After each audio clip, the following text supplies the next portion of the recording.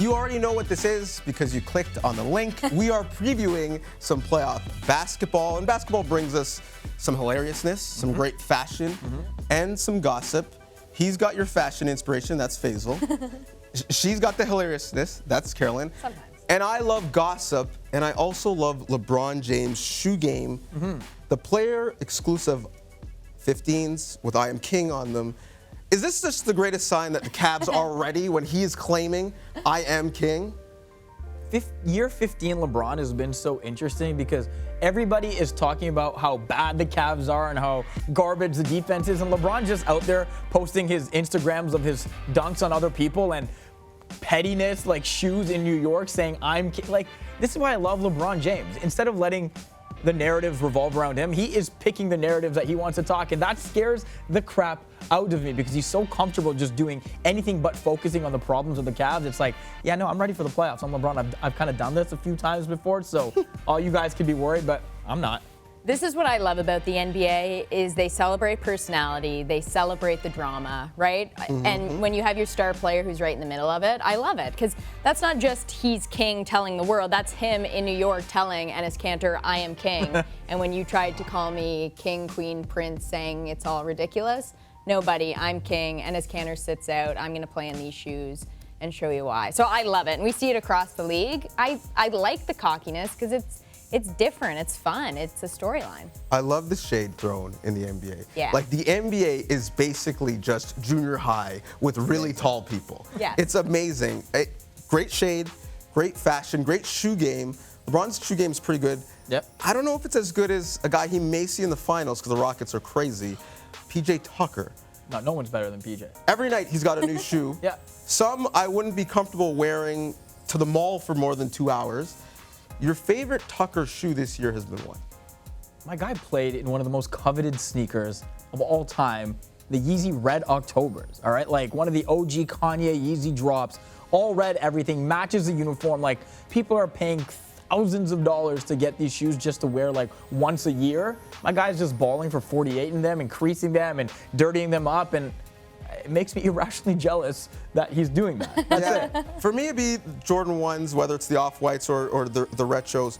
But do you care that his fashion game is so high, even if it means his performance isn't that great high? Because those shoes were not made to play elite basketball in. Right. I appreciate the fashion in the NBA because, again, it's different. It's things you don't see that in the NHL, right? And it's not celebrated in other leagues. So I like seeing that. Do I care as much as you two, as you can tell by the footwear?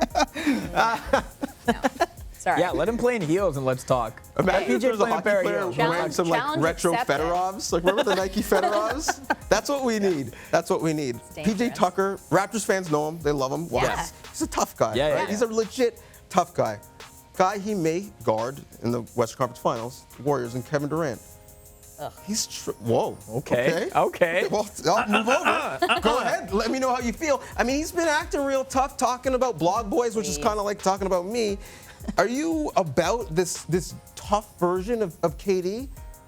No, I've never been into it. Ever since he went to the Warriors anyway, I wasn't a big fan. The whole I'm going to have a different Twitter account and then defend myself on Twitter against people who are attacking me on Twitter. You don't do that? Not a fan. No, not anymore. I got No, three. I'm I got just 3 kidding. accounts, but it's all good. It's all good. It's all good. No, I don't buy into it. I used to be a Kevin Durant fan, and that's the thing. In the NBA, there's lots of smack talk, but when you take it a little bit too personally and forget that it's about the entertainment value, I'm not a fan. Here's my issue. The blog boys comment was the one that pushed me over the edge. Because I'm all about, being bad Kevin Durant. Because he's got this reputation as being soft and mama's boy. We saw the MVP speech. We saw the tears. We saw, all that stuff. Yeah, it's cute. It's fine.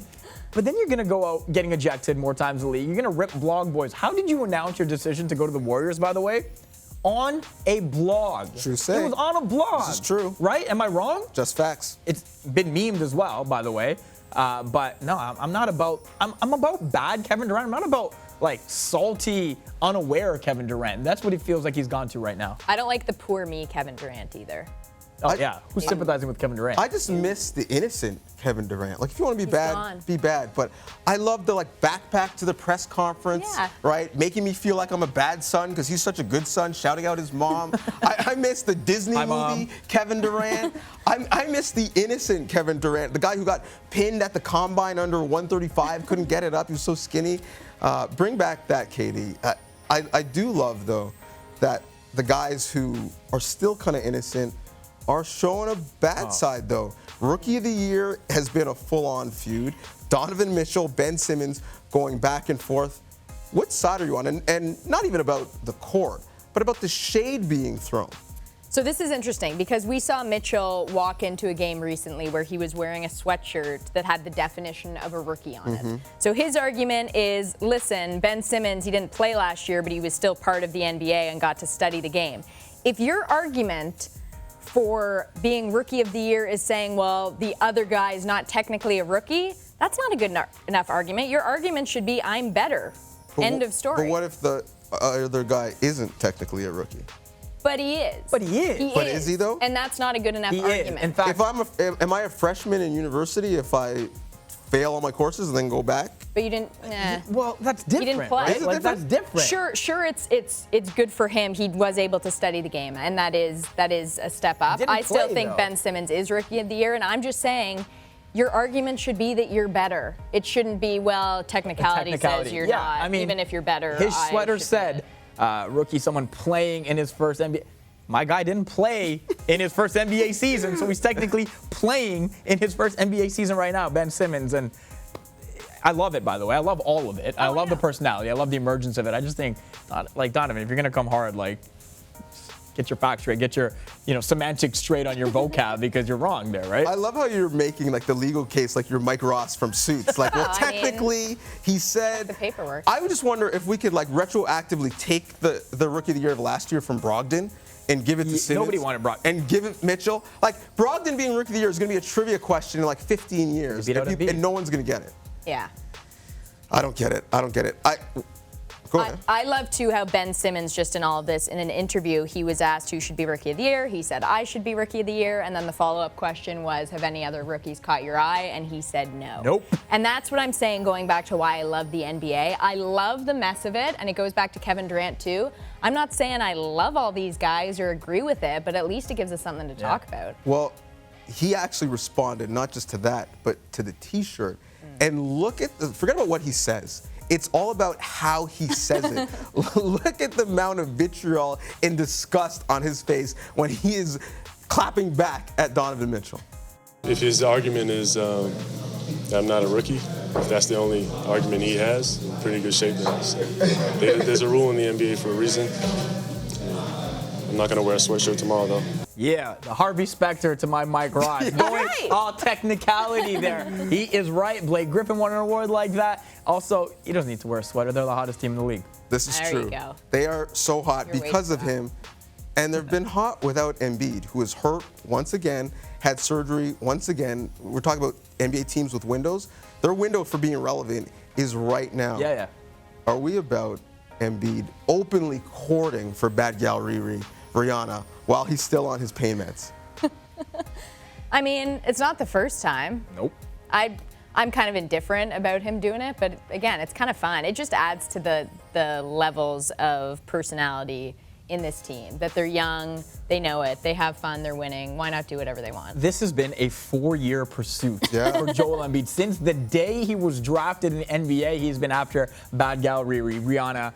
He's shooting a shot. Hey, so what if morphine is making you do it? We know that's what you're thinking then, and I'm just, I don't think it's going to happen, but good for him, Oh. Good for him. Oh, great for him. As someone who has a partner who's way better looking than me, good for you, my dude. Trust the process. And isn't that what he's doing? First thing to happen, he actually gets a date with Rihanna, or they win a championship, and they being the Sixers. Championship. Really? Yeah, You think, championship. You think Philly City is that good in all Rihanna's sports? said no enough times. She's not. Wow. She's not accepting I think there's better that. odds, Meek Mill gets freed from prison after a visit from them than either of those things happening, because that's tough, man, especially this year. I know the Sixers are the hottest team in the league, but the argument in the NBA is that young teams don't win in the playoffs. If they could defy those odds, I'll give it to them. If they win a championship, he's also getting a date with Rihanna. I'm just saying that right now. Those two things are not mutually exclusive. They're both happening in the same Venn diagram. If they win a championship, he's going to get a date with Rihanna, I'm telling you. I think there's going to be some causation and some correlation.